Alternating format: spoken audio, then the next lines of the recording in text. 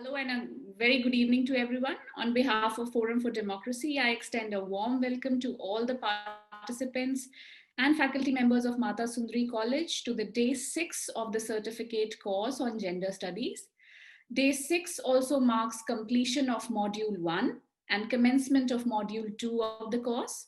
In session 1, we shall discuss gender, feminist jurisprudence, and constitution. Today, we shall try to understand the rationale behind legal attributes, particularly concerning with gender, and their fitment in our constitution. Uh, and in order to make this complex subject very simple, we have with us today Advocate Shrishti Agnihotri as an expert for the class. Shrishti Agnihotri is an advocate on record in Supreme Court of India. She's extensively worked in the field of constitutional law, human rights law, and environmental law.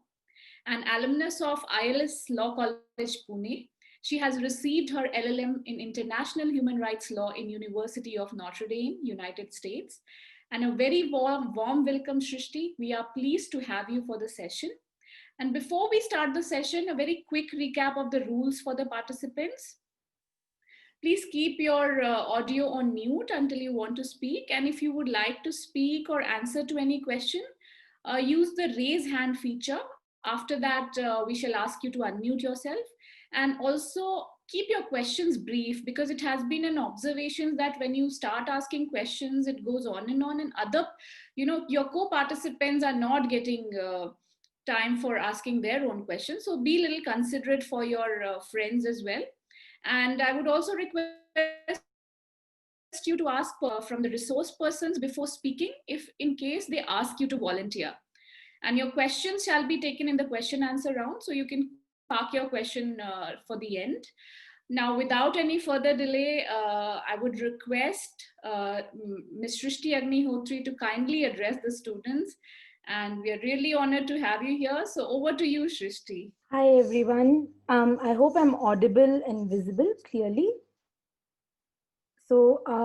Firstly, it's a great honor to be here, and I'd like to thank the organizers for giving me this opportunity.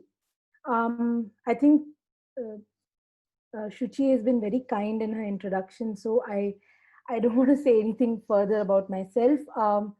I I just want to give you a brief overview of how I'm going to structure this presentation.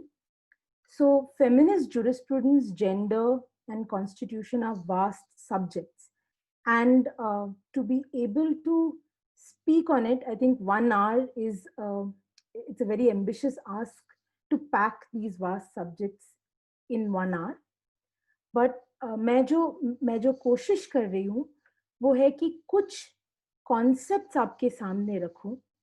I will introduce some concepts that you can return to, that might make you think, जिसके बारे में आप आगे विचार कर सके, जिसके बारे में आप सोच सकें.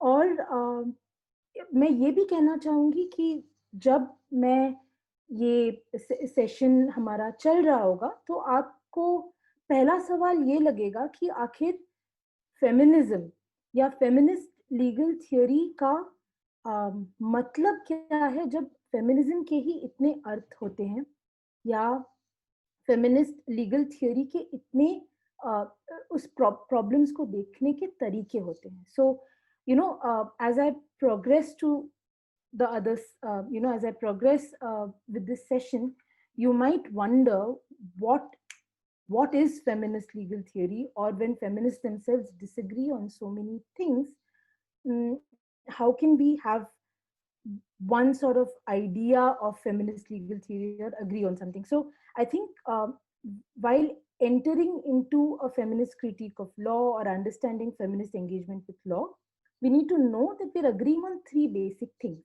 that we believe in equal rights, that men and women should have equal political, social, and economic rights.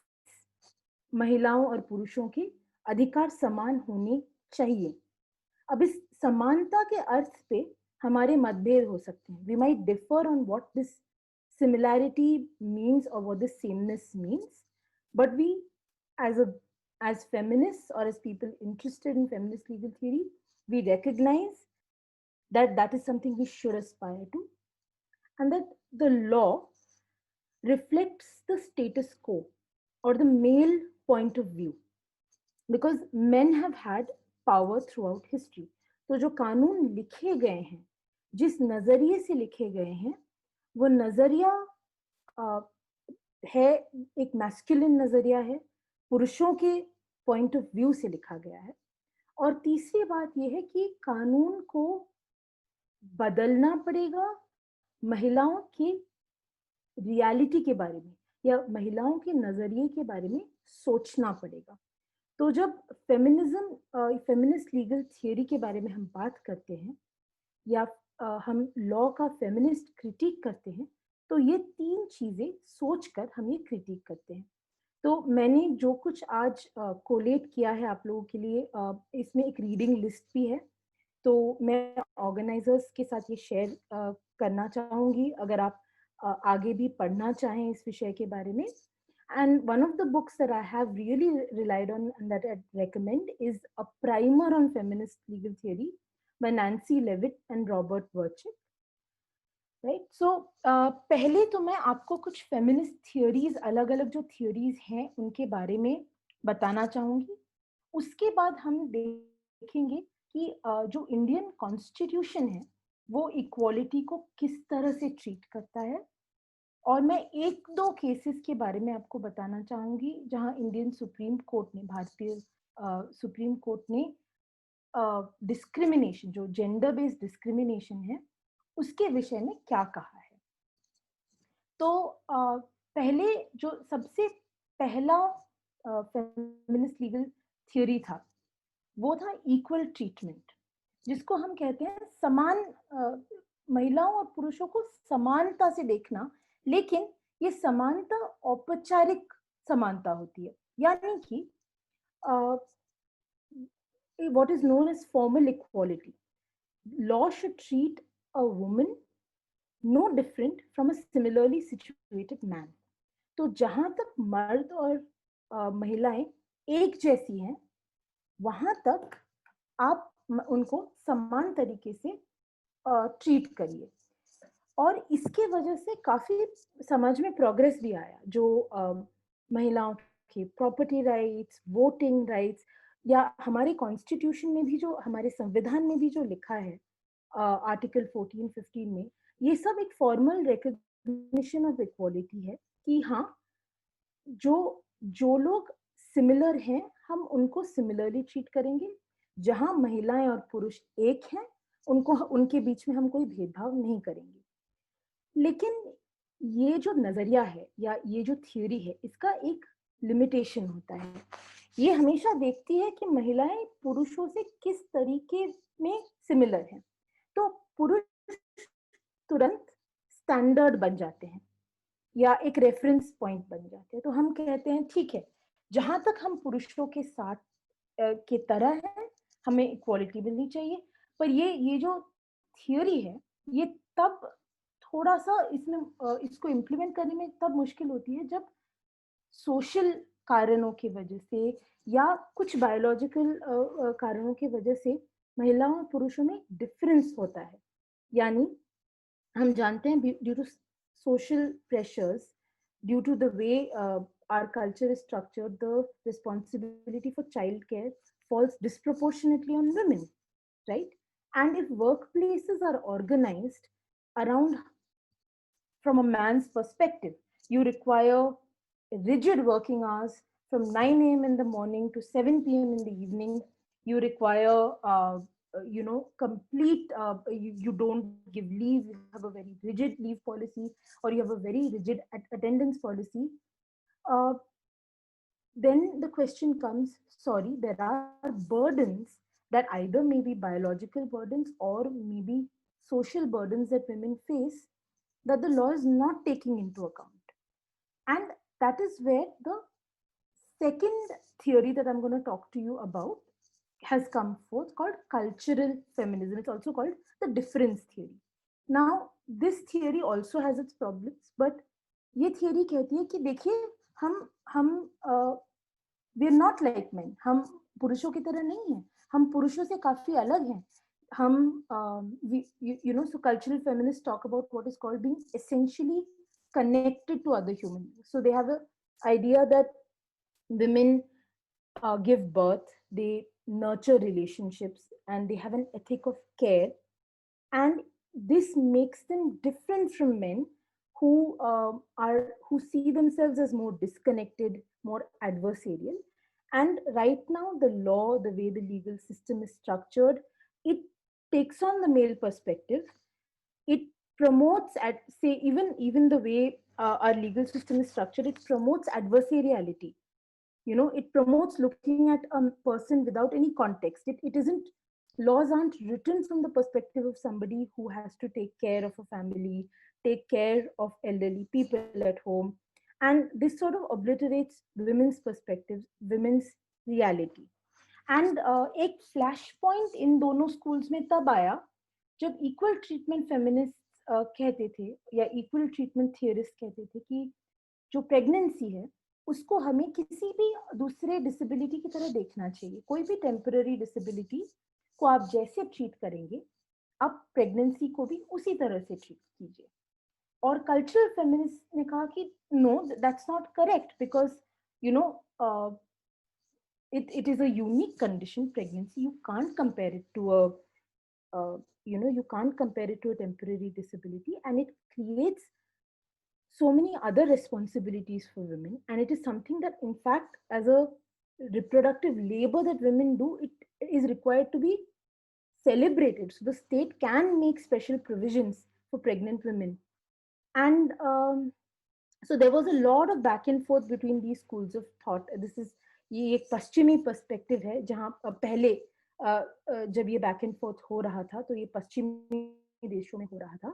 और तब एक तीसरा स्कूल ऑफ थॉट सामने आया, जिसको हम कहते हैं डोमिनेंस फेमिनिज्म, जो काफी इन्फ्लुएंशियल रहा. इसको इंट्रोड्यूस किया था एक फेमिनिस्ट लीगल थियरिस्ट ने जिनका नाम कैथरीन ए मैकिनन है. और अगर आप इस सब्जेक्ट के विषय में आगे पढ़ना चाहेंगे तो आप देखेंगे कि इनका नाम बार बार आपके सामने आएगा. और इन्होंने कहा कि देखिए, आप you talk about difference, you talk about similarity, you are talking about the same thing. You know when you say we're similar to men, or when you say no, we're different from men, you're making the same mistake. You're holding men as the standard, and that really is not how you should look at the problem. The way to look at the problem is who holds the power.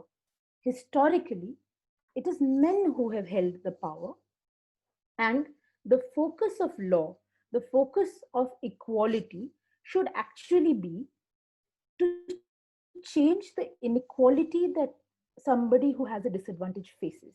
Okay, तो आप अगर देखेंगे कि कोई एक rule है जो ये नहीं देखता है कि महिलाओं और पुरुषों में क्या सोशली कंस्ट्रक्टेड डिफरेंसेस हो सकते हैं, ठीक है, वो कहता है नहीं, हम तो सबको सेम तरीके से ट्रीट करते हैं.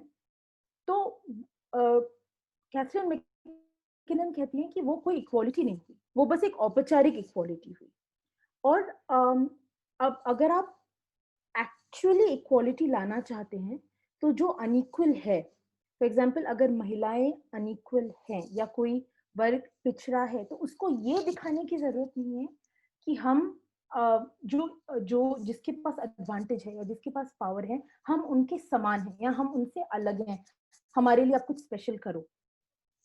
लॉ का काम है कि ये डिफरेंस इन पावर देखना और इस अनइक्वल स्टेटस को चेंज करना. सो कैथरीन मैकिनन ने इस स्कूल ऑफ थॉट के तहत सब्सटेंटिव इक्वालिटी बोल के एक आइडिया को सामने लाया, जिसका अर्थ ये था कि आप लॉ का क्या इम्पैक्ट है उसको देखिए, वो लोगों के लिव्ड रियलिटीज को, उनके जीवन को किस तरह से बदलता है उसको देखिए. तो ये जो तीसरा स्कूल है डोमिनेंस फेमिनिज्म का, ये उसके विषय में था. अब जो चौथा स्कूल है और आखिरी स्कूल जिसके बारे में मैं आपके साथ बात करना चाहूंगी, उसका नाम था एंटी एसेंशियलिज्म। और उसमें एक कॉन्सेप्ट है जो आप लोगों ने भी सुना होगा, जिसको हम इंटरसेक्शनैलिटी कहते हैं। तो जो थियरिस्ट थे इस स्कूल के, उन्होंने कहा ठीक है, आप सेमनेस, डिफरेंस, पावर, ऑपरेशन, इनके बारे में इतना कुछ कह रहे हैं, but you know this experience is what is a universalized white women's experience. या इंडिया में अगर आप देखें तो ये यू नो इकोनॉमिकली रिच सवर्णा महिलाओं का पर्सपेक्टिव है। आप आप जब डिसएडवांटेज या डिस्क्रिमिनेशन की बात करते हैं, तब आपको सिर्फ जेंडर बेस्ड डिस्क्रिमिनेशन नहीं देखना होता है, क्योंकि किसी की आइडेंटिटी सिर्फ एक आइडेंटिटी नहीं होती। जब एक महिला होती है, वो सिर्फ एक महिला नहीं होती, वो एक ग्रुप की मेंबर होती है। शायद वो एक माइनॉरिटी ग्रुप की मेंबर हो, शायद यू नो वो एलजीबीटी कम्युनिटी की मेंबर हो, या एक जात पर्टिकुलर जाति की मेंबर हो जिसने डिस्क्रिमिनेशन फेस किया है। और ये एग्जैक्टली गणित नहीं है कि आप ये देखिए, यहाँ से यहाँ पे आपका जेंडर बेस्ड डिस्क्रिमिनेशन है, यहाँ पे आपका डिस्क्रिमिनेशन है, इससे हमने जातिवाद को हटा दिया, इससे हमने आपकी क्लास बेस्ड डिस्क्रिमिनेशन को हटा दिया, और ये रह गया आपका जेंडर बेस्ड डिस्क्रिमिनेशन। तो जो फेमिनिस्ट जो एंटी एसेंशियलिस्ट स्कूल होती है, वो कहती है that women's experience has to be seen together, you know, their experience of race, class, sexual orientation, and all other realities have to be seen, without which, you know, you stifle the voices of, say, lesbian women or women who belong to a minority race. For example, in India, if you only look at it from the perspective of women who belong to the majority religion, you may fail to take into account certain important experiences of women who belong to a minority, or women who may be trans women or queer women, or those who face caste-based discrimination. So this school sort of says that you have to look at all of their identities and how these identities intersect. Now, इसमें एक और किताब है जो मैं obviously I'll share a reading list with you, but I also want you to look at. It's the Research Handbook on Feminist Jurisprudence, edited by Robin West and Cynthia Grant Bowman, which sort of takes you through great detail on all of these schools of feminist thought, right? So these are the theories that I briefly wanted to talk to you about. And there are more theories. These theories have changed with social context. And इन सारी चीज़ों को एक साथ sum up करना मुश्किल है, इसीलिए मैंने जो बहुत मेजर स्कूल्स हैं उनका इंट्रोडक्शन आपको दिया है, और आप आगे इन चीज़ों पे पढ़ सकते हैं।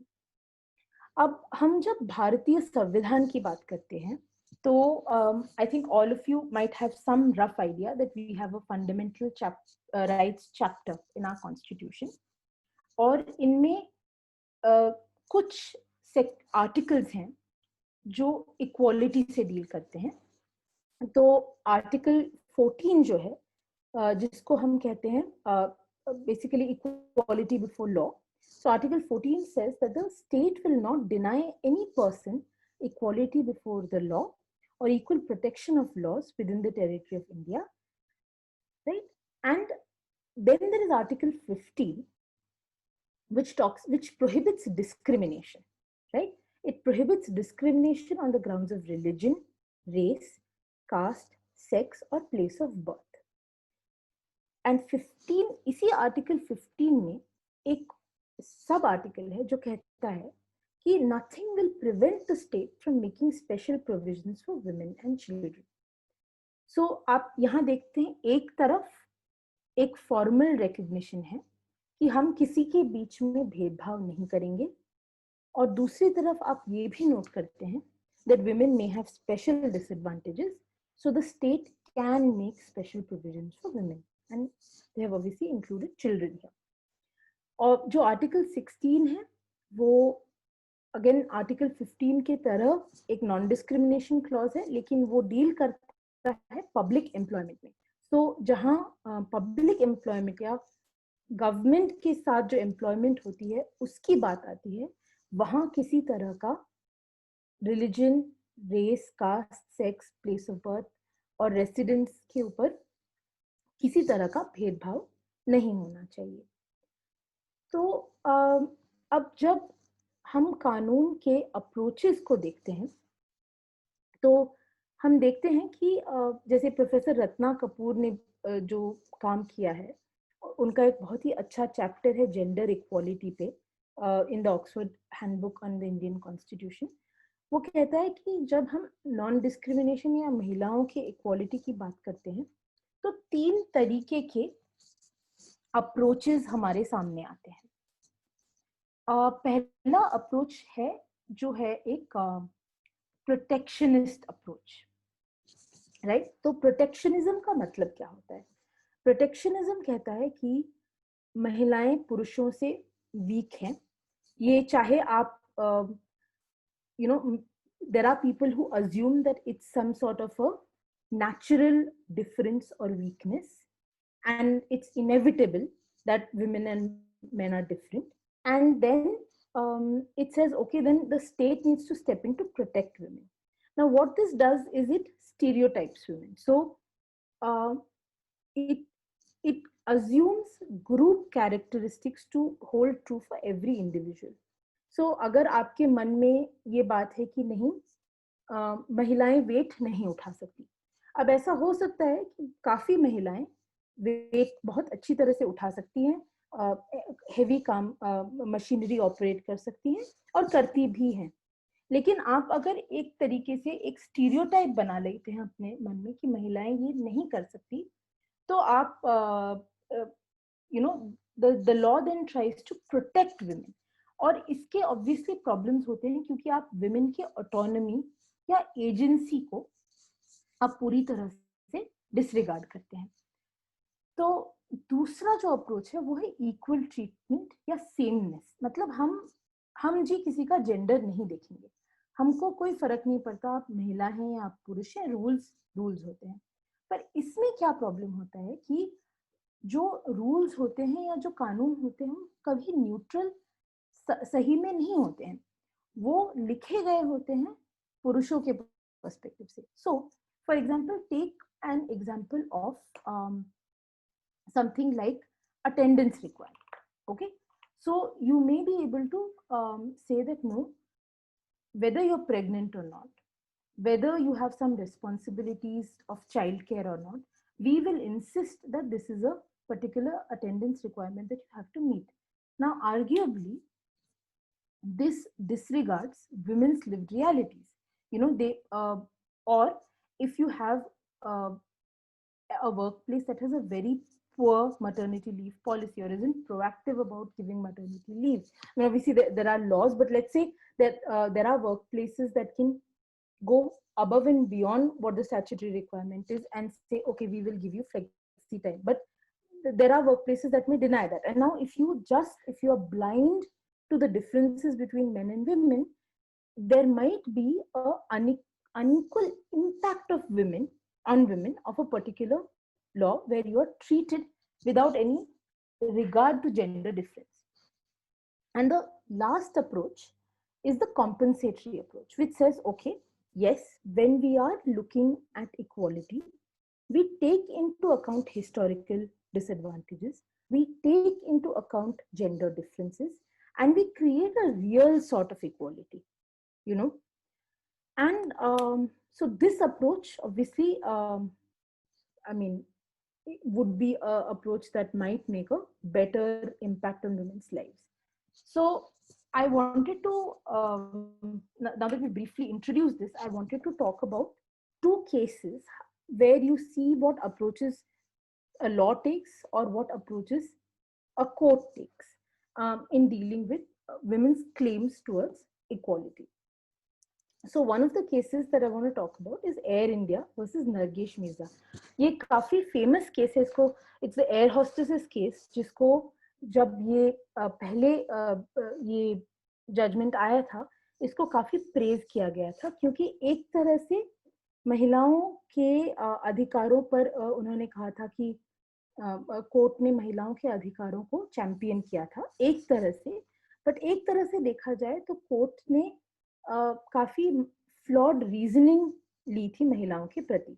तो इस केस का बैकग्राउंड में बहुत ज्यादा फैक्ट्स आपको नहीं देना चाहती, पर इस केस का बैकग्राउंड था कि जो एयर इंडिया ने अपने एयर होस्टेसेस के रिटायरमेंट एज के विषय में कुछ रूल्स लाए थे कि जैसे ही उनका फर्स्ट प्रेगनेंसी होता है वो रिटायर होती हैं, या अगर when they start their service अगर 4 साल के अंदर इनकी शादी होती है तो उनका सर्विस टर्मिनेट होता है, या अगर ये 35 इयर्स ऑफ एज अज्यूम करती है तो इनका सर्विस टर्मिनेट होता है, और ये 35 इयर्स कुछ कुछ केसेस में इसको एक्सटेंड किया जा सकता था। अब आप जब जो आर्टिकल 14 को मैंने इंट्रोड्यूस किया, जैसे जब कोर्ट्स इक्वालिटी की बात देखते हैं तो वो आर्टिकल 14 या आर्टिकल 15 को अप्लाई करते हैं, और आर्टिकल 14 में एक रीजनेबल क्लासिफिकेशन टेस्ट होता है कि ये एक्चुअली ये क्लासिफिकेशन परमिटेड है कि नहीं, जो एक बेसिकली फॉर्मल इक्वालिटी टेस्ट होता है, जिसमें कोर्ट देखता है कि आप जिन लोगों को ट्रीट कर रहे हो, अलग तरीके से ट्रीट कर रहे हो, वो एक्चुअली समान है या समान नहीं है। तो इस केस में कोर्ट ने एयर होस्टेसेस को देखा और उनको कंपेयर किया असिस्टेंट फ्लाइट पर्सर्स के साथ। सो एयर होस्टेसेस और असिस्टेंट फ्लाइट पर्सर्स एक ही कैबिन क्रू में काम करते थे।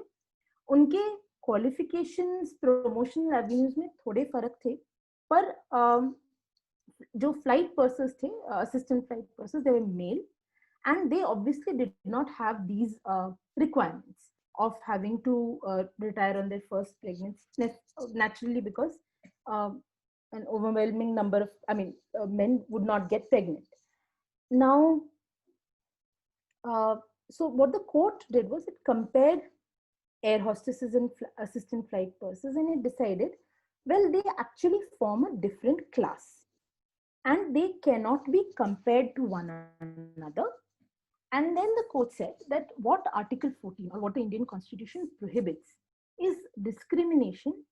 If unequals and equals are differently treated, there is no discrimination and there is no violation of Article 14. So the court refused to apply the reasonable classification test. पर एक और चीज court ने कही जो काफी इंटरेस्टिंग थी। उन्होंने आर्टिकल 15(1) और 16(1) भी देखा, और article 15(1), let's sort of revisit that. Article 15(1) कहता है that the state shall not discriminate against any citizen on the grounds only of religion, race, caste, sex, place of birth, or any of them. So what the court says in this case is that, well, in this instance, yes, there is a sex-based component to the discrimination, but Air India has looked at other reasons as well. So the discrimination isn't only on the basis of sex, and as such this is allowed. It cannot be struck down on the basis of Article 15. But then it did go back to Article 14, जिसमें एक arbitrariness test होता है, और उन्होंने कहा, और उन्होंने ये भी कहा कि ये फर्स्ट प्रेगनेंसी पे किसी का सर्विस टर्मिनेट करना, इट्स अगेन, आप कोर्ट का रीजनिंग देखिए, वो कहते हैं it is an insult to Indian womanhood, and that is again a little problematic because it sort of glorifies the idea of pregnancy or the concept of womanhood, which again gets back to the problem with stereotyping women, what means glorious Indian woman. I mean, is that not in keeping with Indian glorious Indian woman? So I mean, all those issues aside, the court did two interesting things. It said, no, these people are different, we can't really treat them alike, but they are but here they're actually people working in the same cabin, working as cabin crew, one set of people can get pregnant, another set of people can't get pregnant, and the court said we can't compare these two because you see they're completely different. So at least in my opinion, this was a clear case of sex-based discrimination that the court didn't actually look at. Court ने इसको sex based discrimination की तरह नहीं देखा, और इस approach को अभी रिसेंटली 2018 में सुप्रीम कोर्ट ने क्रिटिक किया है और ये कहा है कि जो डिस्क्रिमिनेशन होता है वो किसी का भी डिस्क्रिमिनेशन एक वजह से नहीं होता है. There are so many identities of a person, जिसके विषय में मैंने आपको इंट्रोड्यूस किया था, इंटरसेक्शनैलिटी की जो बात होती है कि लोगों के बहुत सारे आइडेंटिटीज होते हैं, वो एक साथ आते हैं. तो आप ये नहीं कह सकते कि ये सेक्स प्लस हाइट, ये सेक्स प्लस रिलीजन इस विषय का डिस्क्रिमिनेशन है तो हम इसके लिए कुछ करेंगे नहीं. तो it's a beautiful passage from the judgement of Navtej Singh Johar, जो मैं पढ़ के सुनाना चाहूंगी आपको, जिसपे कोर्ट ने फॉर्मल इक्वालिटी का जो अप्रोच है उसको भी क्रिटिक किया है. सुप्रीम कोर्ट ने कहा है, this formalistic interpretation of article 14 will render constitutional guarantee against discrimination meaningless. It will allow the state to claim that discrimination was based on sex and another ground, sex plus, and hence outside the ambit of Article 15. Latent in the argument on discrimination are stereotypical notions of the differences between men and women, which are then used to justify discrimination. This narrow view of Article 15 strips the prohibition on discrimination of its essential content. It fails to take into account the intersectional nature of sex discrimination, which cannot be said to operate in isolation of other identities, especially from the socio-political and economic context. For example, a rule that people over 6 feet would not be employed in the army would be able to stand an attack on its disproportionate impact on women if it was maintained that the discrimination is on the basis of sex plus height. Such a formalistic view of the prohibition of Article 15 rejects the true operation of discrimination, which intersects with varied identities and characteristics. So, this was a small discussion I wanted to have on a judgment that might look very positive, it was applauded in its time, but its reasoning can contain various problems. And in contrast with that, another judgment that I wanted to talk to you about is Anuj Garg versus the Hotel Association of India. और ये एक बहुत interesting case है जहां supreme court ने एक बहुत ही progressive stance लिया. ये 2007 का केस है, तो आप इसको बहुत प्रोग्रेसिव या if you're not that generous, you'll say that okay, it was about time the Supreme Court took a stand like this. Supreme Court actually used feminist jurisprudence, referred to, तो जो concept मैंने आपको कहा था protectionism, ये case उसी पर है कि पंजाब एक्साइज एक्ट बोल के एक बहुत पुराना एक्ट था जो कहता था कि any man under the age of 25 years or any woman is prohibited from being employed in a place that serves liquor or an intoxicating drug. So basically, if the customers or members of the public are consuming liquor or intoxicating drugs in any particular place, then men under 25 years or no woman can be employed in such a place.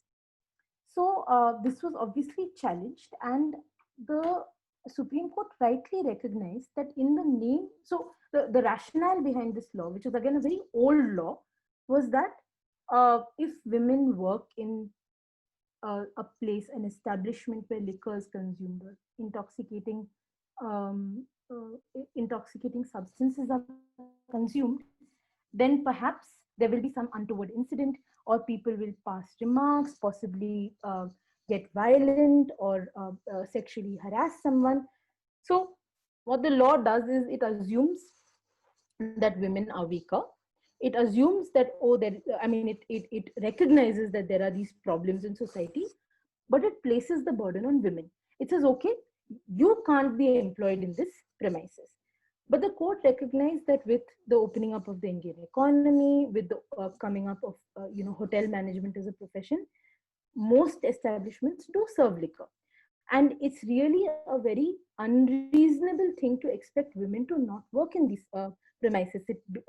It impedes upon their own their right to take gainful employment, and it ends up victimizing the people that the law wants to protect. So the court noted this and said maybe what could be considered reasonable in 1914, society evolves from there, people evolve from there. And if you recognize that there are traditional cultural norms, or the state or the general ambience of the society where women might have to face untoward comments or any sort of hostile environment, it is your job to fix those problems so that women can work as comfortably as their male counterpart. Instead of prohibiting the employment of women in bars, the state should focus on factoring in ways in which unequal consequences of sex differences can be eliminated.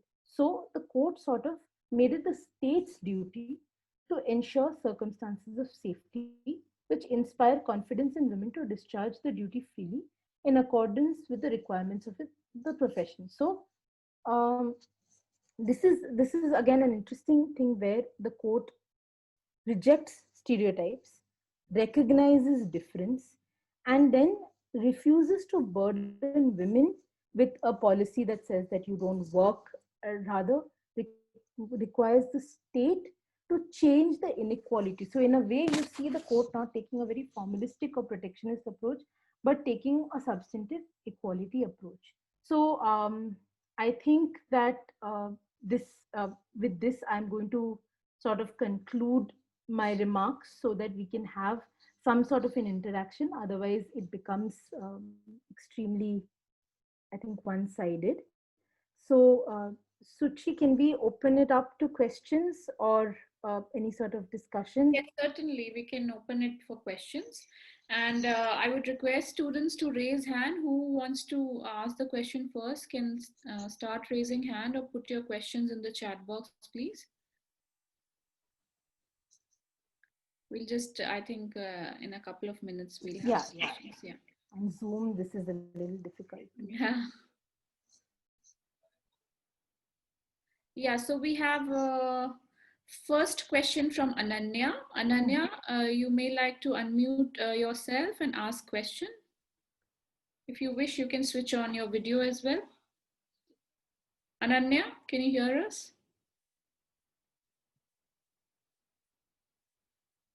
Ramita, you can go on with your question now. I think Ananya is not audible. Yes, Ramita, please speak. Good evening, ma'am. Am I audible? Yes, you are. Ma'am, the only question which comes to my mind is that we are making progress and we are moving forward, and yet there are certain laws which need to be which need to be weeded out of our constitution, yet they are not done because of the religious pressures. So what is your comment on mixing religion with laws which affect human rights?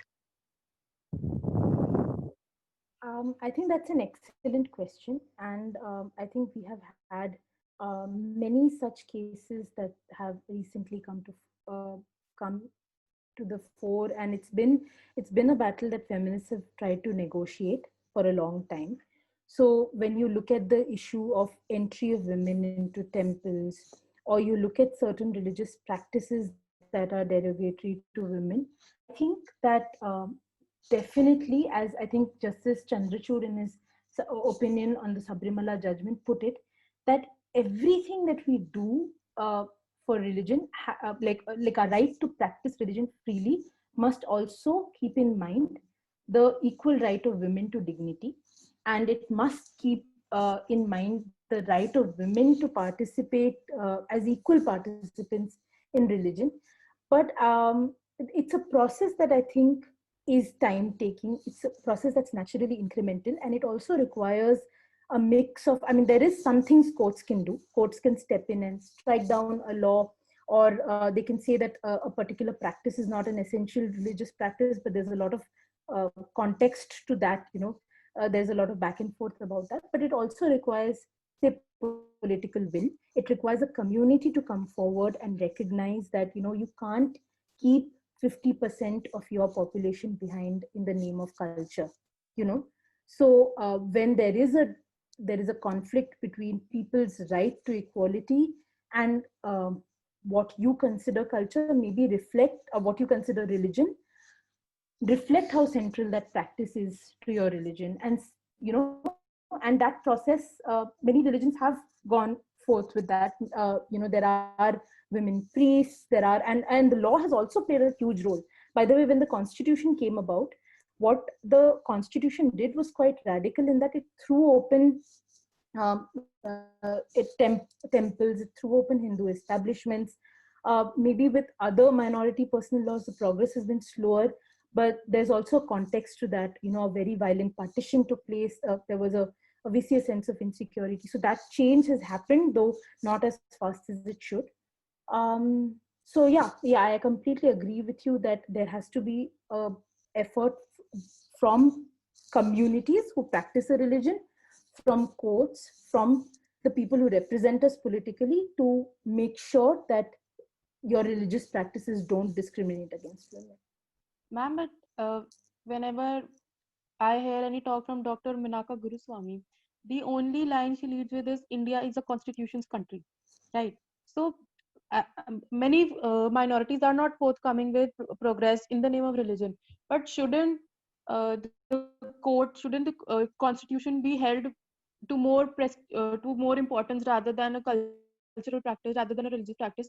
Because we have done it with other religions, and I'm specifically talking about the Muslim religions and the Parsi religions, and they certainly allow a lot of gray area where the laws are so stringent towards women. So that's what I'm talking Yeah, about. but so when you, again, I think what we need to be careful about is that um, we sometimes assume that Muslim religion is a monolith, right? It's not. There are Muslim women who are sort of fighting for reform within the law. There are Muslim moderates, like if you read the work of Ashgar Ali Engineer, he fought his entire life to interpret Muslim law in a way that's egalitarian, right?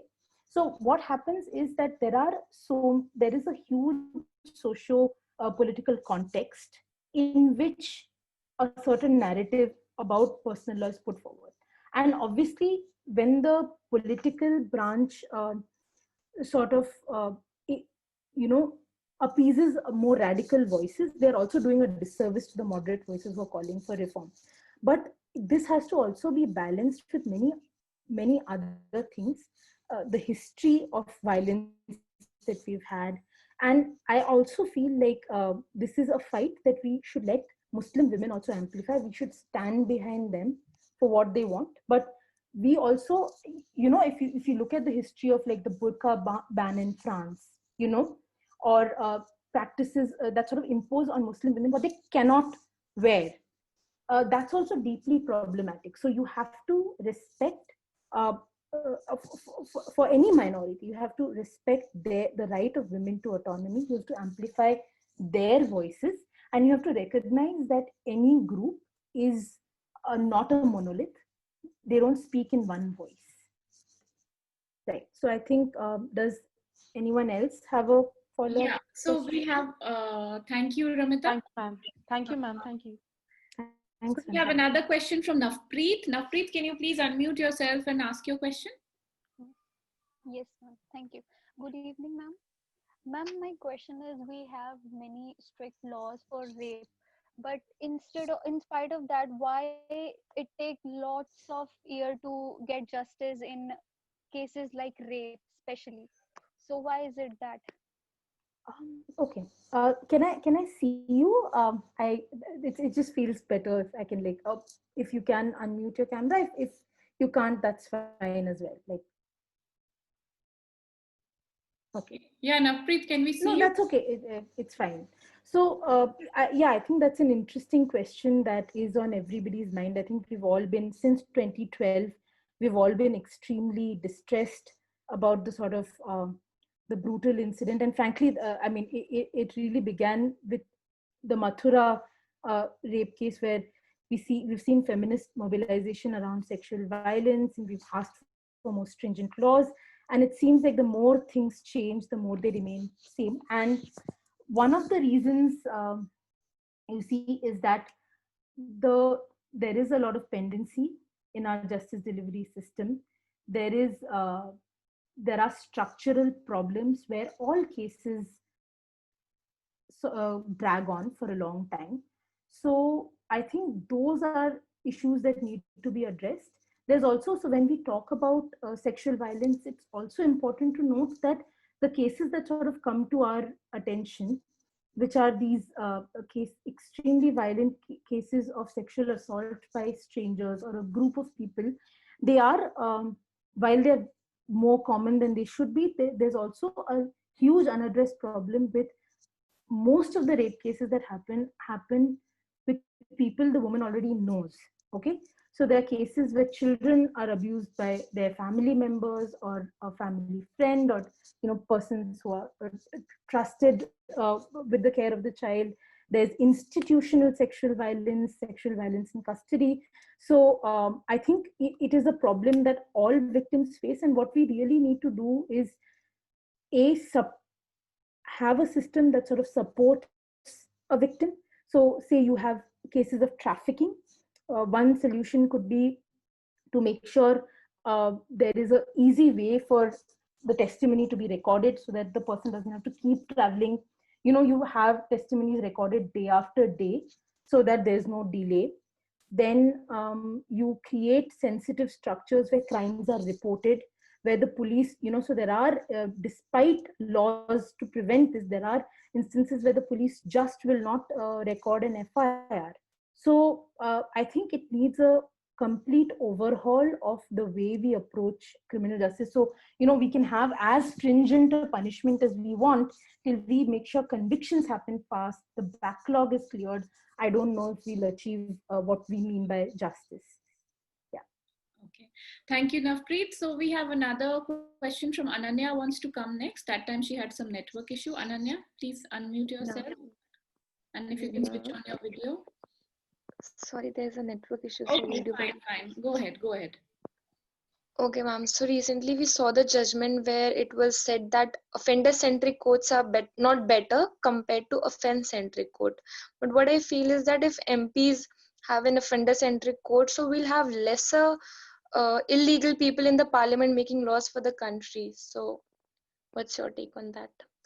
I mean, so are you trying to, you're saying that we must ensure that people who are elected or stand for elections, because we have criminal antecedents, or shouldn't be pending criminal cases against them? Yeah, we've seen the higher rates of people with criminal cases in the law abiding in the parliament. Yeah, so I completely agree with you. I think politics needs to be cleaned up. I think more it requires us to be more engaged. I think it requires us to vote on principled grounds.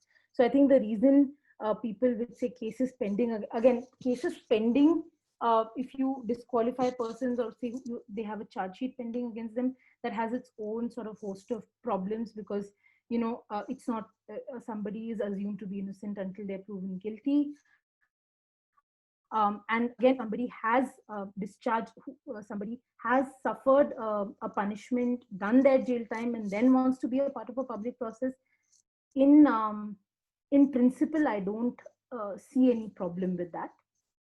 But I think the solution isn't really stopping people from entering, but changing how we engage with politics. So if we have, say, if you look at it, climate change is going to be something that changes our life drastically in the next 50 years, but none of us are going to be voting on that ground, so that will require, again, very basic systemic changes. And I don't know if just keeping people with criminal antecedents out through a law is going to help, as opposed to changing the way we engage with politics.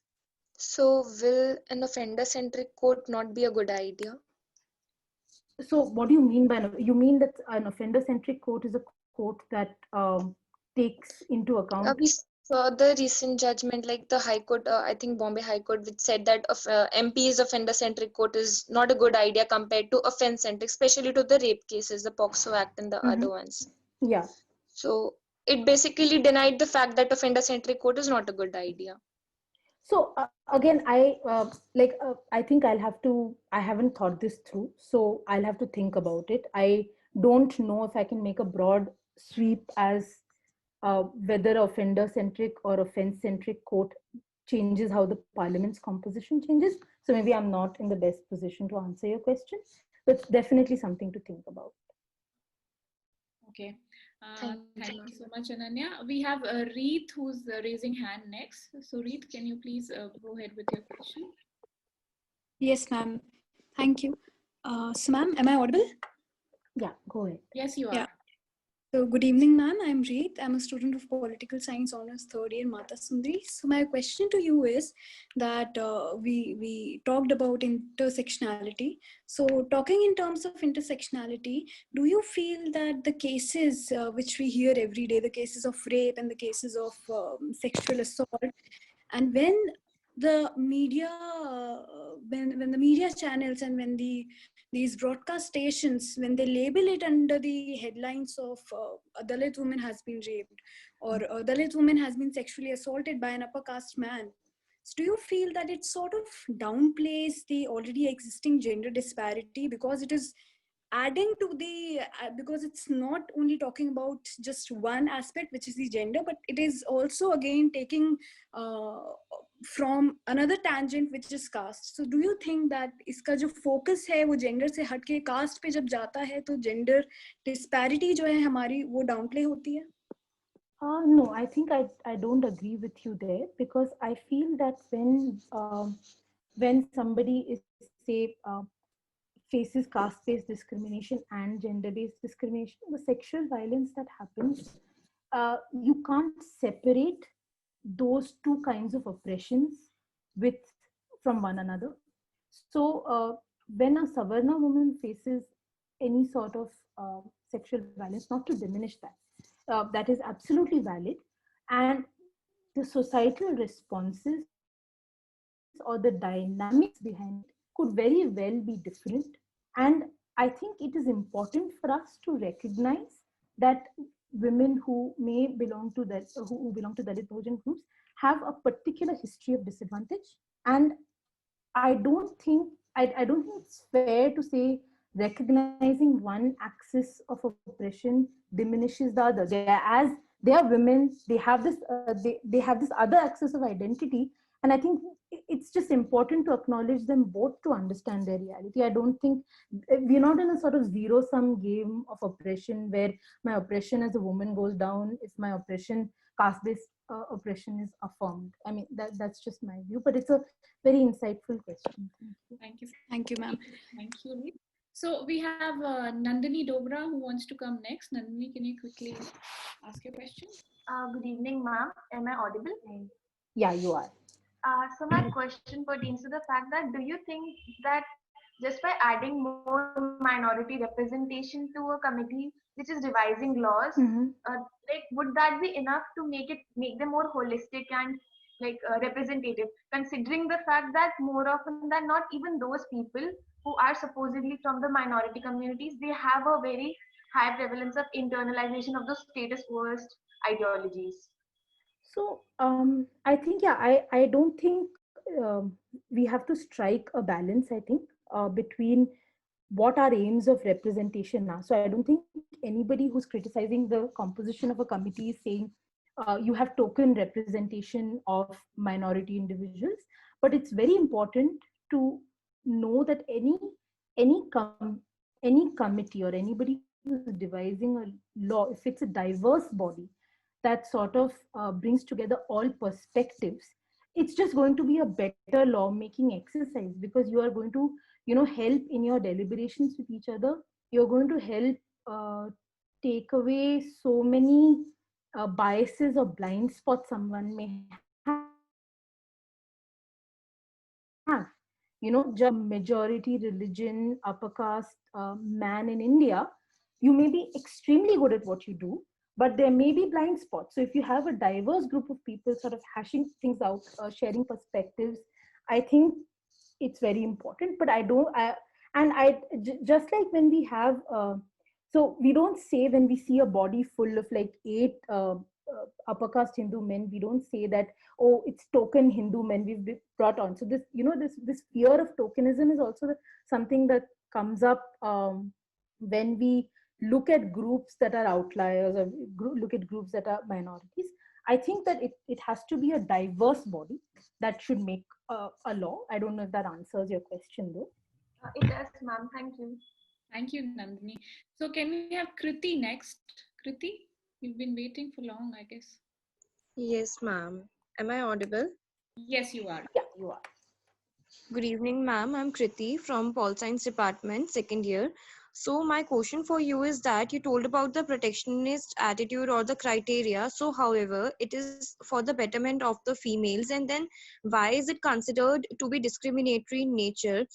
Just because every female is different, or are there any points correlated with it? And does this protectionist attitude grants an upper hand to men to be dominant? So there are, yes, I think that's excellent, and thank you for letting me flesh out what I mean by protectionism. So if we just assume that women share group characteristics of any kind of weakness, I think it's unfair on individual women. Okay, so if we just assume, women will have families to go back to, so 6 baje ke baad, all women wrap up, go home, and so you are disentitled from overtime, but you know what, we're trying to protect you, and we know you have family lives, you probably have children to take care of. So you're assuming, you're sort of taking away the autonomy of women who may have made different choices. Who may say, hey, I'm happy to come back home at 10 in the night. I don't think this policy should apply to me. And so it does obviously promote the upper hand of men, in the sense that these protectionist laws often, they don't really protect women.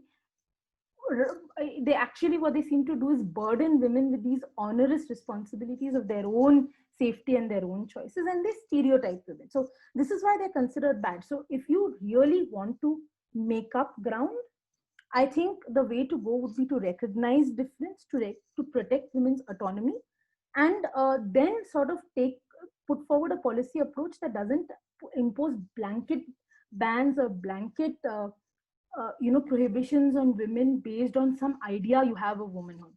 So I think that is basically my Thank you, ma'am. problem. Thank you. And I think we are reaching towards the end of the session, and we have another resource person waiting, and Shrishti ma'am also has to leave. But we will take, as promised, 2 more quick questions. So first from Gagandeep. Gagandeep, you can quickly ask your question, and then Anjali Tyagi would ask her question, and then we would wrap up the session. Gagandeep, can you hear me?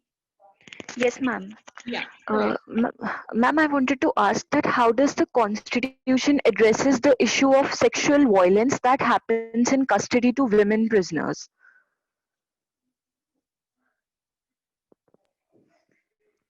Ma'am, you're not audible. Yeah.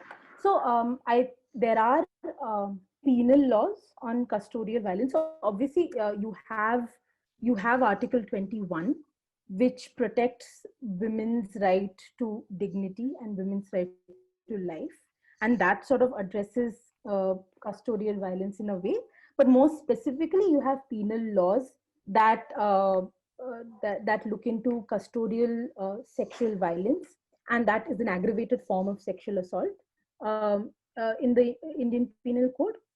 In addition to that, if you look at custodial violence, if it is violence in custody, it is done by a state, you also have the right to seek compensation. So we have the concept of like a constitutional tort, or the High Court or the Supreme Court giving compensation for violation of fundamental rights.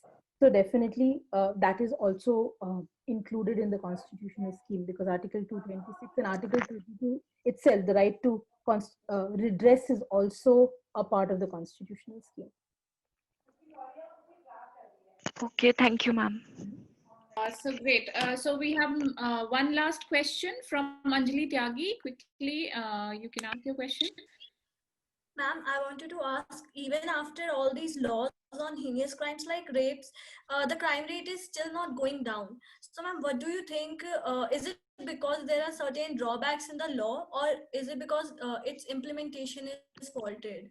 And what is the way forward for it? Yeah, so I think one of your other colleagues also asked something similar.